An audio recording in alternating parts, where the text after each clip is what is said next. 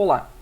Nesta videoaula de máquinas térmicas, falando sobre motores de combustão, parte 4, irei abordar sobre a octanagem, parâmetros de desempenho, balanço energético e as características dos motores de combustão interna alternativos.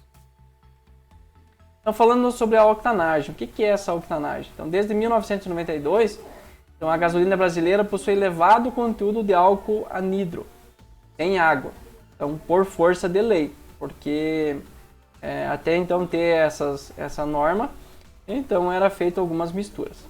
Então, o percentual de álcool na gasolina ela pode ser alterado a qualquer momento entre 20% e 25%, não pode exceder a isso. Nossa gasolina ela é única no mundo e isso traz alguns problemas e vantagens. No resto do mundo a gasolina também tem álcool anidro em sua composição, porém apenas como porcentagem entre 5% e 10%, a título de aditivo. Um exemplo é a Argentina, eles trabalham com uma gasolina mais pura. Tanto é que se abastecer na Argentina, você precisa colocar um pouco de álcool, porque os motores, os automóveis no Brasil estão acostumados com a taxa de 20% a 25%. Se colocar uma gasolina mais pura, vai mudar a explosão. E aí é necessário, ela muda até o barulho da explosão. Eu tive esse exemplo, uma vez eu viajei para a Argentina e abasteci o veículo lá, praticamente estava seco o tanque, e aí começou a fazer um barulho diferente. Então, o que eu tive que fazer?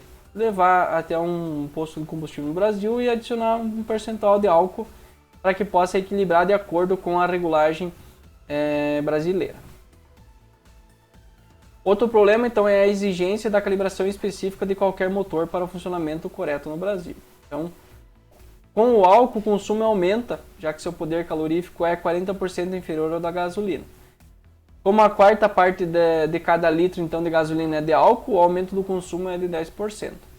Uma das vantagens dessa adição é que, como o álcool tem uma octanagem maior que a gasolina, então a mistura fica com uma octanagem maior, proporcionando uma maior potência do motor. Então tem esse benefício, então, trazendo então, esse aumento da potência então, do motor. A octanagem então, ela mede a capacidade do combustível, usado então, em motores de ignição por centelha. Então, deve existir sem entrar em autoignição, antes do momento programado. Aos níveis então, de temperatura e pressão reinantes então, na câmara de combustão, então, a detonação fora de hora, chamada de batida de pino, então, leva à perda de potência e pode causar sérios danos ao motor, pois a combustão ocorre então, de forma irregular, caracterizada então, por pressões elevadas e frequência de vibração destrutiva. E aí aqui tem alguns exemplos de destruição, então, por causa dessas batidas de pino, o que acontece, então, a detonação. Aqui nós podemos visualizar o desgaste que teve em virtude desse tipo de situação. O combustível, então, de octanagem não é aquele que se comporta, então, como se fosse uma mistura contendo N% de isooctano, C8H18. E 100% menos N% de N menos heptano, que é o C7H16. Por convenção, então, o isooctano puro tem octanagem de 100 e o N-heptano puro tem octanagem de 0. Por exemplo, uma octanagem de 87 equivale a uma mistura de 87% de isooctano e 13% de N-heptano. Para combustíveis então, com índices de octanagem superiores a 100%, então essa comparação ela é feita com isooctano puro misturado então, a tetraetila de chumbo. E ao contrário do que se pensa, então a octanagem não tem correspondência com a qualidade do combustível. Motores mais potentes eles exigem maiores compressões e, por consequência, combustíveis mais resistentes à ignição espontânea. E potências e rendimentos são sempre obtidos então, a partir de combustíveis de octanagem compatível com o projeto do motor. Então tem que levar em consideração o projeto do motor para saber então, a octanagem então, que seja compatível então, com esse projeto. A cetanagem Ela mede a capacidade então do combustível, usado então motores de ignição por compressão, então deve existir a detonação sem entrar em autoignição antes do momento programado. Então somente quando tem a programação. É a porcentagem então em volume de cetano, C16H34, em uma mistura de cetano e alfa-metil-naftaleno, que é o C11H10, que produz então o mesmo atraso na inflamação que o combustível em teste. Parâmetros então de desempenho. Então, torque. Você ouve falar muito em torque. Qual que é o torque? O torque máximo é definido como o valor da força com que a explosão empurra o pistão. Então, F é igual a P vezes A. P é a pressão do pistão e A é a área do pistão. Então, com a biela para baixo, multiplicado pelo valor de comprimento da manivela do virabrequim, que é o curso, então nós vamos saber qual que é o torque do pistão. Então, a fórmula é T é igual a P, pressão vezes a área, dividido vezes o curso dividido por 2. O torque ele é expresso em kg força por metro no sistema técnico e em Nm no sistema internacional. Então, o torque ele vai depender exclusivamente do tamanho e da quantidade de pistões, da taxa de compressão e do tipo de combustível utilizado, variando muito pouco com a rotação do motor, então, devido à perda de eficiência nas rotações mais altas e muito baixas. Potência. Então, o que é a potência? A potência do motor, a potência de trabalho. Então, é o que vai realizar o trabalho. Então, a potência de um motor ela é definida como o trabalho realizado então, numa unidade de tempo, né? Determinado, por exemplo, de 0 a 100, de 5 segundos de 0 a 100 metros. É a potência que vai ter o veículo para fazer esse deslocamento. Ao contrário do torque, a potência depende da rotação do motor. Ou seja, nas rotações mais altas alcança-se então a maior potência, até um ponto em que mesmo aumentando-se a rotação, a potência passa a diminuir. Várias são as potências que devem ser consideradas. Potência teórica, ela vai considerar então a transformação integral de toda a energia calorífica, né, fornecida então ao motor, em energia mecânica, então calor transformado para mecânica. Potência indicada corresponde à potência que o motor forneceria considerando as perdas, então sempre vai ter uma perda. A potência efetiva é a potência utilizável e se chama por isso potência do virabrequim. E a potência nominal é a potência informada pelo fabricante do motor. Unidades de potência. Nós temos o cavalo vapor, horsepower, que é o HP, e o watt, que é o W. Então, um CV equivale a 736 watts. Um HP 746 watts e um watt de potência realiza então a potência desenvolvida quando se realiza contínua e uniformemente um trabalho igual a 1 joule por segundo. Potência térmica. Um motor térmico vai ter que ter a potência térmica, né? Então é a potência fornecida pelo combustível, dada pelo produto do fluxo de massa de combustível. É o M combustível, pelo seu poder calorífico inferior a PCI. Então, PT é igual a M combustível vezes o PCI. Então, potência térmica em watts, a massa, fluxo de massa de combustível em kg por segundo, e o PCI, poder calorífico inferior a joule por quilograma. Potência efetiva é a potência mecânica entregue pelo eixo do motor, dada pelo produto do conjugado torque pela rotação. Então nós temos a potência efetiva igual a C, que é o conjugado disponível no eixo, que é em newton vezes metro, vezes 2 vezes π vezes n, que é a rotação do motor, dividido por 60. Todas as grandezas citadas anteriormente são perfeitamente mensuráveis por meio de ensaios em bancadas de teste. A potência indicada, que é o PI, é a potência que é desenvolvida então pela expansão do gás no interior do cilindro, que é a que faz, né, a expansão. Também é uma medição feita em bancada de teste. O nome indicado se deve ao fato de sua medição ser feita diretamente no diagrama potência vezes o volume. Então, PI é igual ao N, que é o número de cilindros, vezes o trabalho, que é o W, desenvolvido por ciclo para um cilindro em joule, dividido pelo I, que é a rotação por ciclo. 2 4 tempos e 1 2 tempos, vezes a rotação dividido por 60.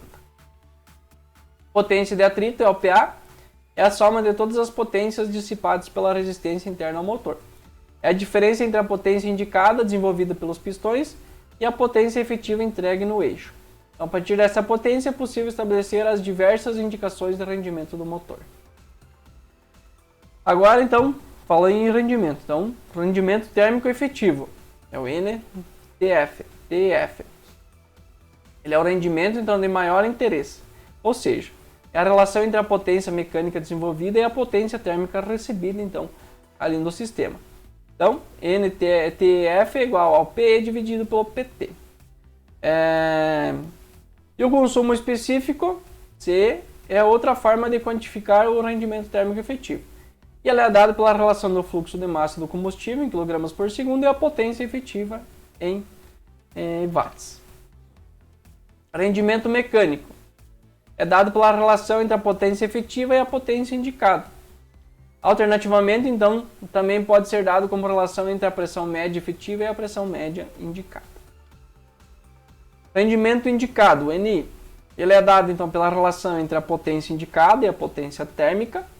O rendimento indicado traduz as perdas de calor no ciclo térmico, então todas as perdas que acontece, sempre tem perdas. E essas perdas de calor do motor se dão pelos gases de escape, pelo sistema de arrefecimento e pela irradiação do próprio motor, que vai trocar então temperatura com o meio. Além disso, a combustão não é perfeita, o que não permite o aproveitamento total do poder calorífico do combustível, ou seja, não é 100%. Volume aspirado, VA, é a vazão de ar aspirado pelo motor em centímetros cúbicos por segundo. Então é a vazão que tem ali do volume aspirado. Ela é diretamente proporcional ao produto de volume deslocado total, que é a cilindrada do motor pela rotação. Então o VA é igual ao N, que é o número de cilindros, vezes o VD, que é o volume deslocado total em cilindradas, dividido pelo I, que é a rotação por ciclo, vezes o N, que é a rotação do motor, dividido por 60. O fluxo teórico da massa de ar, ela pode ser calculado pela equação dos gases perfeitos, que a gente já estudou em termodinâmica. Em uma outra videoaula eu expliquei sobre isso. Conhecendo-se então a pressão de admissão, PA, e a temperatura de admissão, TA. Então, MTAR, que é o fluxo teórico de massa, é igual a pressão vezes o volume, dividido pelo R vezes o TA. Em regra, que é a temperatura de admissão, TA. Em regra, o fluxo real de massa de ar é maior que o teórico. Um fator de correção que deve ser utilizado então para fazer essa correção. A relação ar-combustível, AR, então é a relação entre os fluxos reais de ar e combustível. Então A dividido pelo F, que é igual a MA do ar, a massa do ar, dividido pela massa do combustível. Excesso de ar é a relação entre o fluxo real da massa de ar, da admissão, e o fluxo que seria necessário para uma combustão estequiométrica. Então, aí tem o cálculo então, da massa de ar dividido pela massa de combustível vezes o alfa. E a razão, então, está aqui nessa tabelinha, o alfa. É a relação da massa de ar necessária então, para a queima estequiométrica então, de 1 kg do combustível. Quilograma de ar e quilograma de combustível. Então, a tabela abaixo mostra a relação para alguns combustíveis. Então, óleo diesel, 15:4, então é a razão estequiométrica de ar, né? 15,4:1, gasolina 14,7:1, gasolina 22%, etanol 3,3:1 e o etanol 9:1. Agora falar um pouquinho sobre o balanço energético. Então, o combustível é a fonte de energia dos motores de combustão interna, como a gente já viu, né? Então é o combustível e o ar que faz a combustão. E faz a transformação para acontecer a potência e o trabalho a ser realizado pelo motor. Ocorre que esses motores apresentam elevadas perdas internas, que é o que eu acabei de falar, nunca é 100%. O rendimento térmico efetivo é da ordem de 25%, quando se compara então a energia disponível no eixo do motor à energia fornecida pelo poder calorífico do combustível. Então nós temos aqui a potência do combustível 100%, o escape 33%, o resfriamento do cilindro 29%, potência indicada 38%, os atritos 7%, acionamento 6%. Então potência mecânica em torno de 25% que vai ser utilizada. as perdas mais significativas elas decorrem da própria natureza da combustão, ali na hora que vai fazer a explosão. Uma vez que os gases de escape levam cerca de 1/3 da energia de combustível. Então a segunda fonte de perdas se deve ao processo de arrefecimento do motor, 29%. A potência indicada é cerca de apenas 38% da potência térmica fornecida pelo combustível. Então nós temos aqui o escape 33%, né, a potência indicada 38% e o resfriamento do cilindro 29%. São as maiores perdas que acontecem então dentro ali do processo de combustão. Porque os atritos 7%, os acionamentos 6% é baixo então a porcentagem. Então, o que mais vai interferir na perda é a parte da combustão. A potência mecânica ela é disponível no eixo em menor de 25% no caso, devido então a perdas por atrito 7%, e resultantes do acionamento dos sistemas auxiliares são 6%, diretamente então acoplados ao virabrequim, eixo de comando de válvulas, bomba de lubrificação, água e os outros componentes que fazem parte. Então aqui vai ter como resultado 25% que eu acabei de explicar também anteriormente. As características dos motores de combustão interna alternativos. Então, as características dos motores de combustão são determinadas então, por meio de ensaios em bancadas, né? Feito ensaios para saber qual que são essas características que eles realmente vão ter. Que são dinamométricas. Então, são levantadas as curvas da potência indicada e da potência mecânica, efetivamente em função da rotação do motor. A relação entre elas, PE e PI, define a eficiência mecânica do motor. Então, é gerado o gráfico, né? Então nós temos o rendimento, potência mecânica e a PI, né? Então nós temos aqui então as três curvas que são então relacionadas à rotação da RPM em relação à relação aqui PI e PI.